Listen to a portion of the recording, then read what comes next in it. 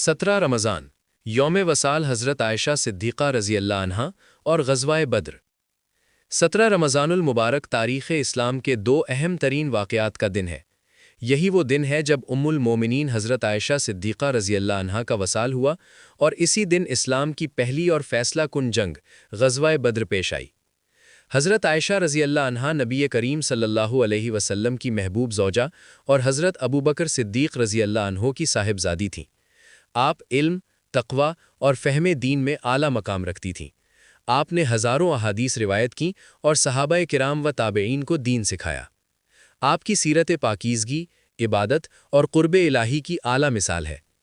اسی دن سن 2 ہجری میں غزوہ بدر بھی ہوا، جو اسلام اور کفر کے درمیان پہلا بڑا معرکہ تھا۔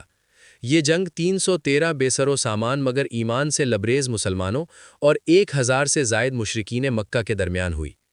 اللہ تعالیٰ نے اس جنگ میں مسلمانوں کو شاندار فتح عطا کی، جو اسلامی تاریخ کا ایک عظیم سنگ میل ثابت ہوئی۔ 17 رمضان ہمیں حضرت عائشہ رضی اللہ عنہا کی علمی و روحانی وراثت کے ساتھ ساتھ غزوہ بدر کی قربانیوں اور ایمان کی طاقت کی یاد دلاتا ہے۔ اللہ تعالیٰ ہمیں ان واقعات سے سیکھنے اور دین پر ثابت قدم رہنے کی توفیق عطا فرمائے۔ آمین۔